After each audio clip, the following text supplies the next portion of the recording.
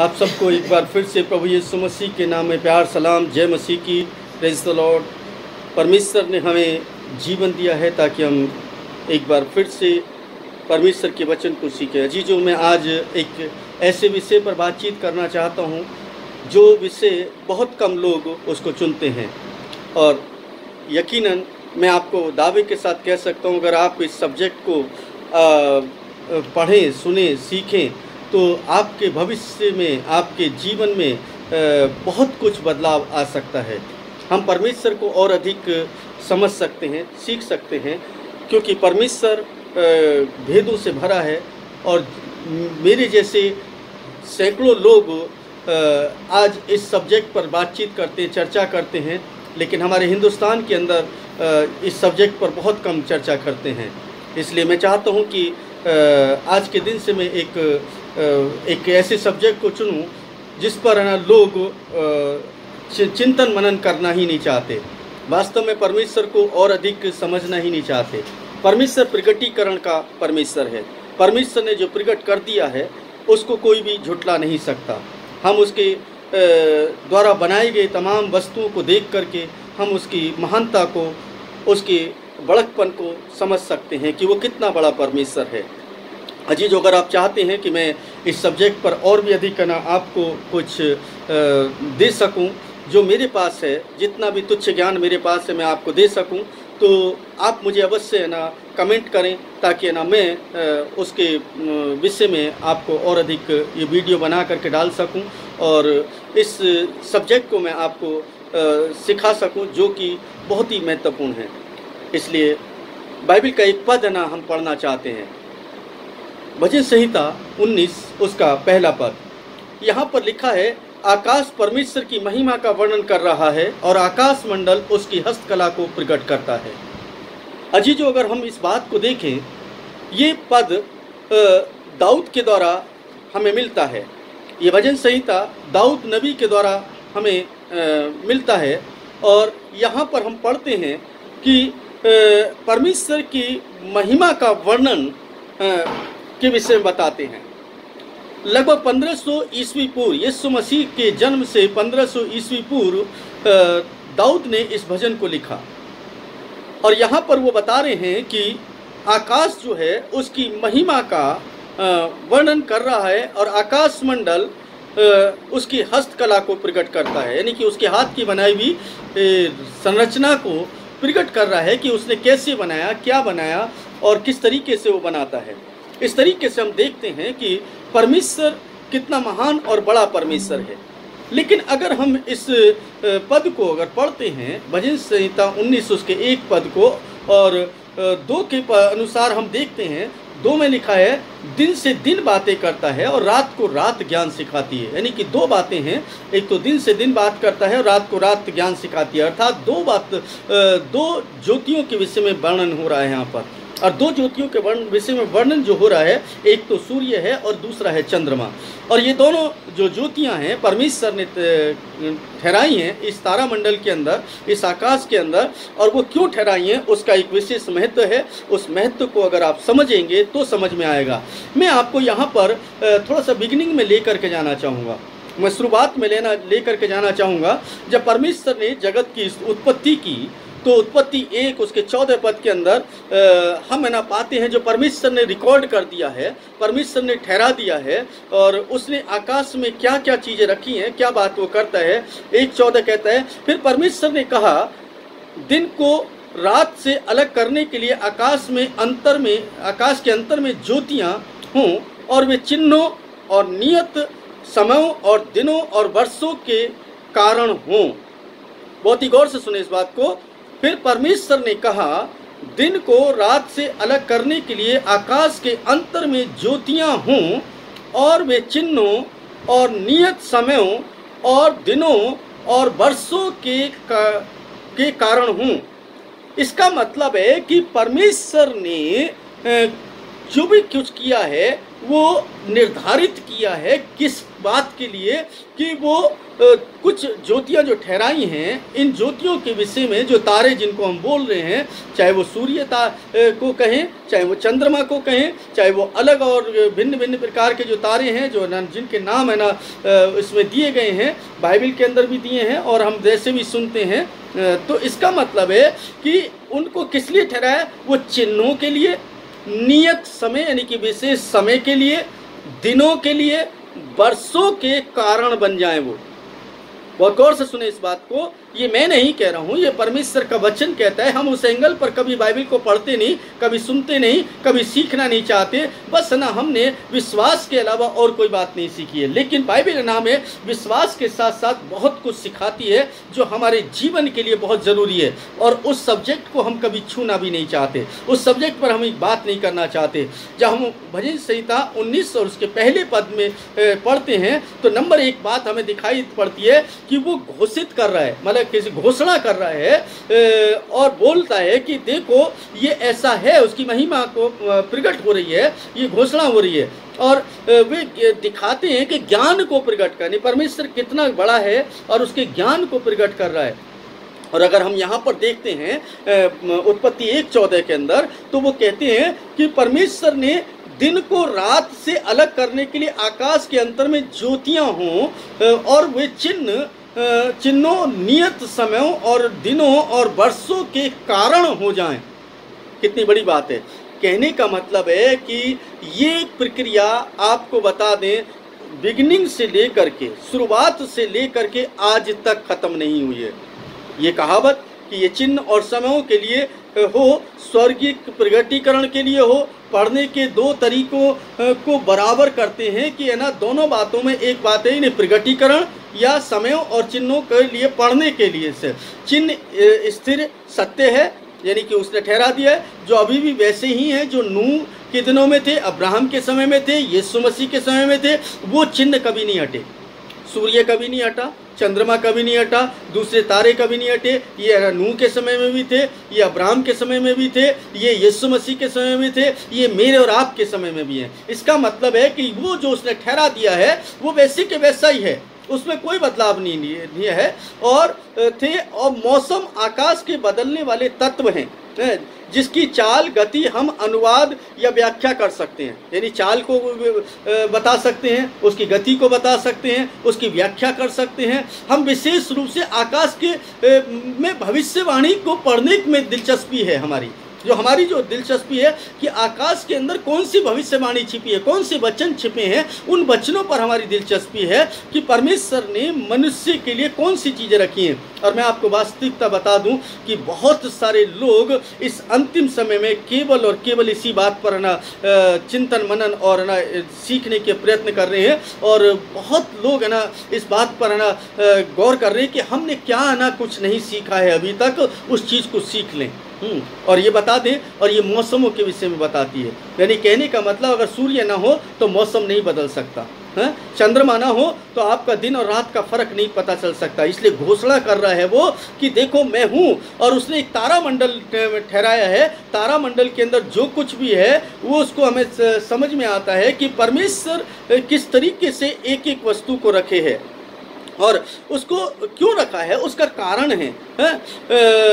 आकाश की कहानी को पढ़ना हमें सीखना चाहिए। आकाश कैसे है और यीशु मसीह का चिन्ह कहाँ पर है, यीशु मसीह कैसे ना आकाश में ना दिखाई देते हैं, कैसे ना उसको स्थापित किया है, किस तरीके से उसको देखा है। अगर मैं उसको देखूं बाइबल के अनुसार तो बहुत सारी बातें ना हमें समझ में आती हैं। मसीह की सेविकाई के और सेवा के पथ प्रदर्शक पथ हैं, दोनों ओर से यहोवा के संदेश की पुष्टि करते हैं, यानी कि दोनों तरफ से परमेश्वर के संदेश की पुष्टि करते हैं। आप देखें कि चिन्ह और चमत्कारों का परमेश्वर, हम केवल ना चंगाई, बुखार ठीक हो गया, बीमारी ठीक हो गई, इनका चमत्कार परमेश्वर नहीं है, बल्कि वो बड़े बड़े चिन्ह और चमत्कार प्रकट करने वाला परमेश्वर है। वो ऐसे चमत्कारों की बात करता है जिनके विषय में आप और मैं कभी सोचते नहीं, विचार ही नहीं करते, और वो प्रकटीकरण करता है। प्रकटीकरण है, वो स्थिर हो जाता है, जो कुछ करता है वो स्थिर हो जाता है। जिस कुछ को वो करता है वो स्थिर है, वो प्रगटीकरण में आता है। यानी कि उसको हम देख सकते हैं, उसको समझ सकते हैं, उसको पढ़ सकते हैं, उसको सुन सकते हैं, यानी सब कुछ हम कर सकते हैं। और स्थायी है वो, जो बदला नहीं जा सकता, अपरिवर्तित नहीं है वो उसको कोई बदल नहीं सकता। सत्य को पढ़ना ही हमारा ना काम होना चाहिए। और ये सत्य है, आकाश के अंदर सूर्य है, आकाश के अंदर चंद्रमा है, आकाश के अंदर सूर्य और चंद्रमा की वजह से ही दिन मौसम बदलते हैं, दिशाओं का पता चलता है। हर तरीके से हम देखें तो उस ज्योति को जो उसने ठहराया है वो कितनी महत्वपूर्ण है, उसका प्रभाव हमारे जीवन में क्या है। जब मौसम बदलता है, जब है ना दिन बदलते हैं, जब रात आती है, उनका प्रभाव किस तरीके से होता है और किस तरीके से हमें उसको समझना चाहिए। और ये प्रगटीकरण है। और हमें तारामंडल का अनुवाद करने की आवश्यकता है, यानी ये तारामंडल है उसका अनुवाद करने की आवश्यकता है कि हम किस तरीके से उसकी व्याख्या करें, हम किस तरीके से उसका अनुवाद करें। हमें आता ही नहीं, बस हम केवल और केवल दूसरी बातों पर गौर कर रहे हैं, परमेश्वर के प्रगटीकरण पर बात नहीं कर रहे। परमेश्वर कैसा है, क्या है, उसका स्वभाव क्या है, वो क्या चाहता है, कैसे मनुष्य के जीवन में कार्य करता है, कैसे वो दिशाओं को ना निर्देशित करता है, कैसे वो मौसमों को निर्देश देता है, कैसे मौसम ना बदलते हैं। और वो खुद नहीं बदलता बल्कि उसने ठहरा दिया है, प्रगटीकरण कर दिया है। सूर्य को ना ये काम दे दिया है, चंद्रमा को ये काम दे दिया है, तारामंडलों को ये काम दे दिया है, उसकी हस्तकला को प्रकट कर रहे हैं। बाइबल कहती है, ये दाऊद कहते हैं कि आकाश परमेश्वर की महिमा का वर्णन कर रहा है और आकाश मंडल उसकी हस्तकला को प्रकट कर रहा है। दिन से दिन बातें करता है और रात को रात ज्ञान सिखाती है। अगर है ना हम परमेश्वर के इस वचन को समझने का यत्न करें और उत्पत्ति 1:14 को समझने का यत्न करें तो हमें समझ में आएगा कि परमेश्वर ने सब कुछ ठहराया है, प्रकट किया है। और एक प्रगटीकरण जो है वो ऐसा है जो हमें समझने की आवश्यकता है और इसको तारामंडल को हमें व्याख्या करने की जरूरत है, उसको समझने की जरूरत है, जो बाहरी अंतरिक्ष के पर्दे की तरह चिपकाया हुआ है। यानी कि जो तारामंडल है अंतरिक्ष के अंदर, यानी कि इस आकाश के अंदर जो कैसे एक पर्दे जैसा पर्दा है ना, पर्दे पर कुछ चिपका देते ना, ठीक मेरे पीछे एक पर्दा देख रहे हैं, इस पर्दे के ऊपर है ना ये प्रिंट है ना चिपका दिया गया है, प्रिंट कर दिया गया है। ठीक उसी तरीके से मानो कि ये आकाश मंडल के अंदर सूर्य को, चंद्रमा को और तारागणों को चिपका दिया गया है और वो जैसे हैं वैसे है ना वो अपना काम करते हैं। और इसके ये चिपकाया हुआ है। यद्यपि हम इस पर्दे के को केवल रात में देख सकते हैं, यानी कि मतलब दिन में नहीं देख सकते इस पर्दे को। आप देखें कि जब रात में देखते हैं तो तारागण दिखाई देने लगते हैं, कैसे उसने इन तारों को चिपका दिया, इन ज्योतियों को चिपका करके रखा हुआ है, हमें दिखाई देने लगती हैं। दिन में नहीं देख सकते, ये अंधकार में है, यानी बिल्कुल अंधकार में है, बिना किसी भी उपकरण के, यानी कि जो टेलीस्कोप वगैरह होते हैं हम उनसे देख सकते हैं उसको। स्पष्ट है कि अभी भी दिन के दौरान हैं और ये बात हकीकत है कि वो कभी छिपते भी नहीं है, लेकिन सूर्य की रोशनी के कारण वो हमें दिखाई नहीं देते। और उनका क्या मीनिंग है, क्या मतलब है, उस बात को समझने की आवश्यकता है। लगभग 12 तारामंडल हैं, लगभग 12 तारामंडल हैं।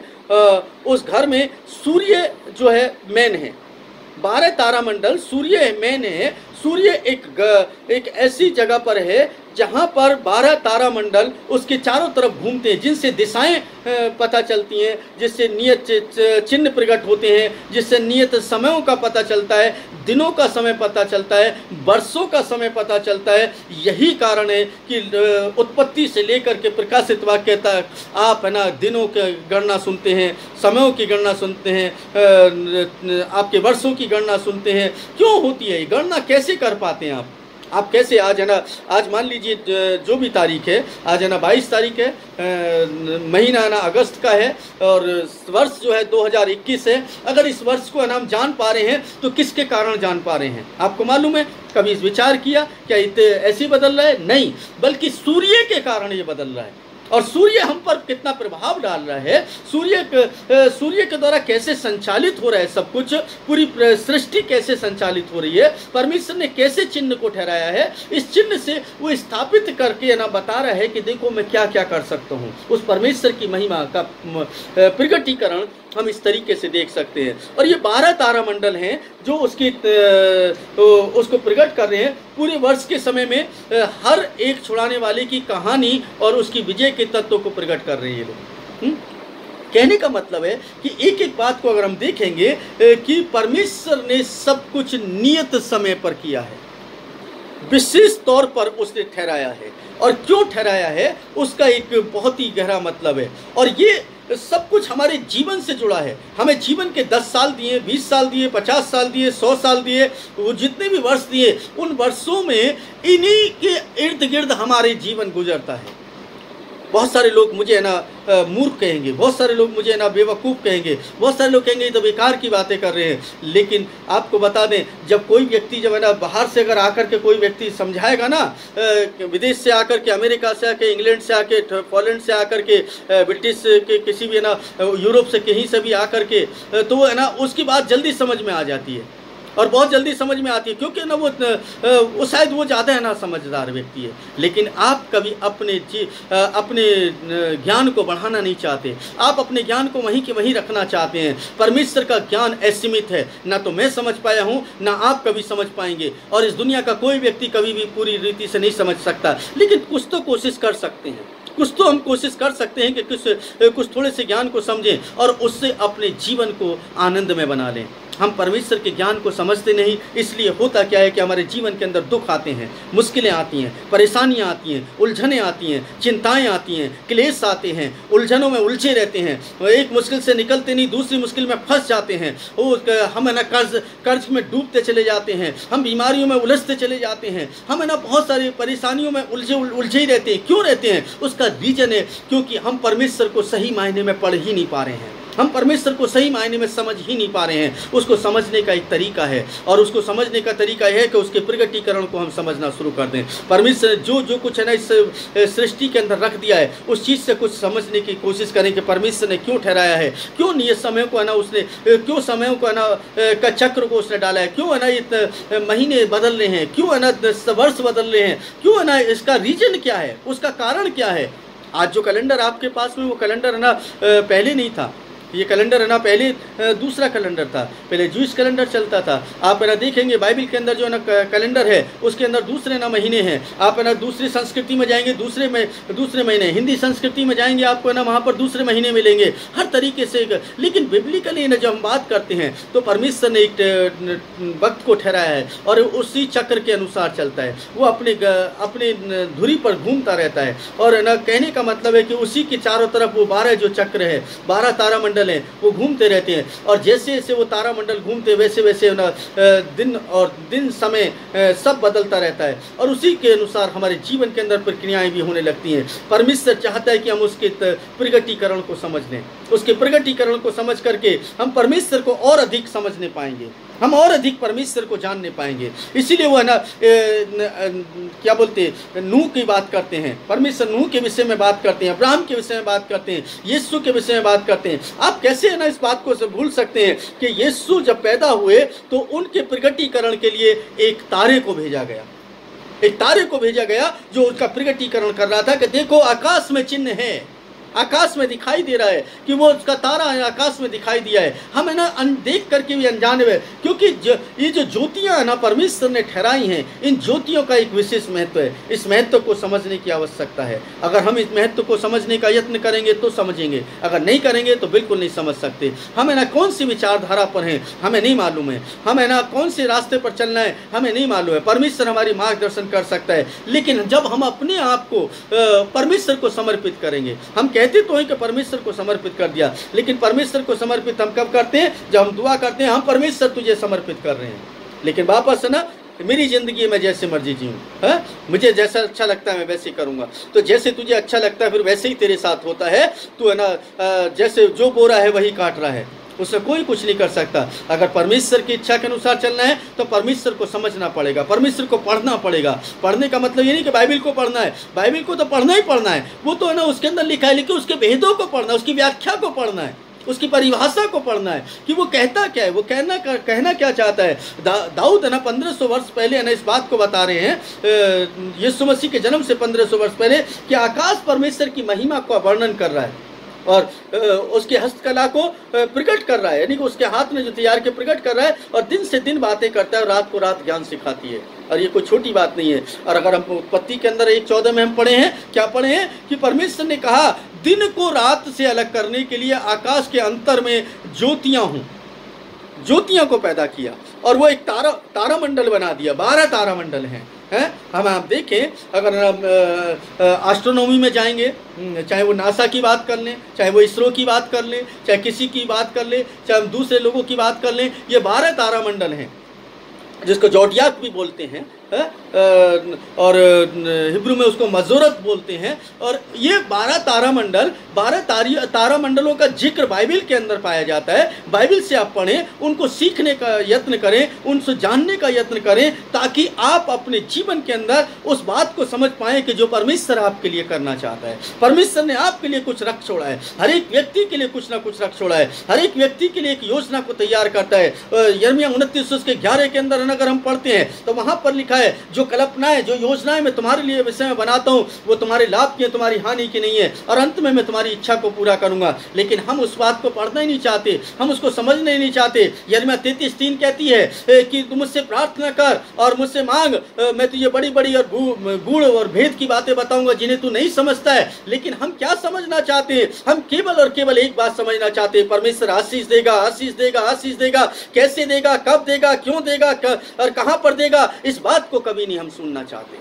हम केवल ना आशीष की बात करते हैं, हम केवल चंगाई की बात करते हैं। चंगाई तो वो देगा, आशीष भी वो देगा, वो सब कुछ देना चाहता है, एक एक वस्तु को देना चाहता है, लेकिन वो आपके तरीके से नहीं देना चाहता। आपके तरीके से वो क्यों देगा? क्योंकि उसने एक नियम ठहराया है, एक विधि ठहराई है, एक बात ठहराई है। जिस तरीके से वो काम करता है उसी तरीके से वो काम करेगा। उसने आकाश को ना चलाने के लिए एक ज्योति को ठहरा दिया है। ज्योति वो सूर्य के रूप में काम कर रही है, चंद्रमा अपने तरीके से काम कर रहा है, दूसरी ज्योतियां अपने तरीके से काम कर रही हैं। जितने भी प्लेनेट्स हैं ना इस आकाश मंडल के अंदर दिखाई दे रहे हैं, वो सब के सब अपनी धुरी पर अपने समय पर घूम रहे हैं। और चाहे वो बाइबल के अंदर हम पढ़ते हैं सप्त ऋषि के विषय में, 7 तारों का जो झुंड है उसके विषय में बाइबल के अंदर जब लिखा है कि उनके भी नाम रखता है, एक एक तारे का नाम रखता है, एक एक वस्तु का नाम रखा है। उसने कोई वस्तु ऐसी नहीं छोड़ी है जिसका नाम नहीं रखा हो इस पृथ्वी के ऊपर। वो सब चीजों का तो जिक्र है, बाइबल से आप पढ़ते हैं,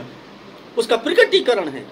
अब प्रकटीकरण को ना समझे तो बात अलग है हमारी। हमें ना क्या समझते हैं, हमने पढ़ लिया कि यीशु मसीह में विश्वास करने से हमारे पाप धुल जाएंगे। लेकिन क्या इस बात को भूल गए कि हाँ उसके बाद है ना यीशु मसीह ने कहा कि जो कुछ तुम बोओगे वही काटोगे, जैसे कर्म करोगे वैसे ही ना होगा। परमेश्वर के ज्ञान को हमें सीखना चाहिए। यीशु मसीह की उन बातों को भूल जाते हैं, यीशु मसीह की उन बातों को भूल जाते हैं। अगर तू मेरे पीछे चलना चाहता है तो अपनी सलीब को उठा, अपना क्रूस उठा। हम उसको भूल जाते हैं। जो मुझसे अधिक प्रिय है, तमाम वस्तुओं को जानता है, वो है ना मेरे पीछे नहीं चल सकता। इसका मतलब क्या है? इसका मतलब है कि ना हम यीशु मसीह को फॉलो तो कर रहे हैं, लेकिन यीशु मसीह जैसे चाहते हैं वैसे नहीं कर रहे। यीशु मसीह जैसे हमें सिखाना चाहते हैं वैसे नहीं सीख रहे हैं। यीशु मसीह हमें जिस तरीके से अपने आशीषित करना चाहते हैं वैसे आशीषित नहीं होना चाहते। जैसे हम आशीषित होना चाहते हैं वैसे परमेश्वर हमें आशीषित करे। परमेश्वर हमारा नौकर नहीं है। हमने कुछ परमेश्वर को दे नहीं दिया है जो हमारे लिए वो करेगा। उसने पहले से ठहरा दिया है कि हमारे जीवन के लिए वो क्या करना चाहता है। यिर्मयाह 29:11 को हम कभी ना भूलें। उसने पहले से ठहराया कि मैं तुम्हारे लिए क्या करूंगा। अब अगर हम अपनी मर्जी से कहें तू हमारे लिए ये कर, तो इसका मतलब है हम ऑर्डर दे रहे हैं उसको। अगर ऑर्डर दे रहे तो वो हमारा ऑर्डर क्यों मानेगा? हमारा गुलाम नहीं है, हम उसके गुलाम हैं, हम उसके सेवक हैं। मानव उसका सेवक है, मानव को उसके लिए काम करना पड़ेगा। हम सोचते हैं कि शायद ना हम बहुत बड़ी प्रार्थना कर रहे हैं, बहुत बड़ा काम कर रहे हैं, हम परमेश्वर का वचन पढ़ रहे हैं, बहुत बड़ा काम कर रहे हैं। कुछ नहीं कर रहे हैं। यहाँ पर मैं और आप कुछ भी नहीं, नथिंग, जीरो है, बिल्कुल कुछ भी नहीं है। परमेश्वर के लिए कार्य करने के लिए कुछ भी नहीं है। बस हम ना अपनी प्लानिंग को, अपनी योजनाओं को उसके समक्ष रख देते हैं। ये ले पर ये पकड़, हमने ना ये बनाई है, इसको पूरा कर, ये तेरी ड्यूटी है क्योंकि तूने ना वादा किया है। लेकिन उसने ये भी तो कहा कि तू मेरे मार्ग पर चल, जैसे मैं तुझे बताता हूँ वैसे चल। उसको नहीं सुनना चाहते, उसको नहीं समझना चाहते। बस केवल और केवल है ना हम अपनी योजनाओं को उसके ऊपर लाद देते हैं, अपनी प्लानिंग्स को उसके ऊपर याद लाद देते हैं। और कुछ समय के बाद जब वो पूरी नहीं होती हैं हम कहते हैं शायद परमेश्वर की इच्छा नहीं थी। परमेश्वर की इच्छा तो थी, लेकिन वो तेरे तरीके से नहीं थी, वो दूसरे तरीके से थी।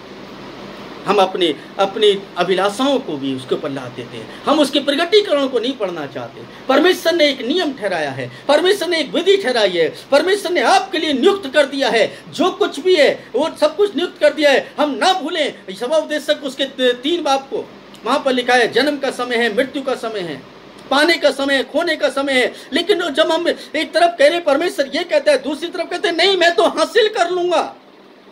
तो हासिल कैसे कर लेगा तू जब तेरे पास है ही नहीं? वो निर्धारित ही नहीं किया है, उसको निर्धारित ही नहीं किया तेरे लिए, तो कैसे हो जाएगा? कब तेरे जीवन में पैर है, कब तेरे जीवन में प्रेम है, ये सब निर्धारित है परमेश्वर की तरफ से। और जितना परमेश्वर के साथ चलता चला जाएगा उतना तुझे पता चलता जाएगा क्या क्या निर्धारित किया है, कैसे कैसे तुझे है ना आगे बढ़ाना है उसको, कौन से रास्ते। परमेश्वर हर मनुष्य को बलवंत करना चाहता है, हर मनुष्य को बढ़ाना चाहता है, हर मनुष्य को ऊंचे पर रखना चाहता है, हर मनुष्य के जीवन को आनंद में करना चाहता है।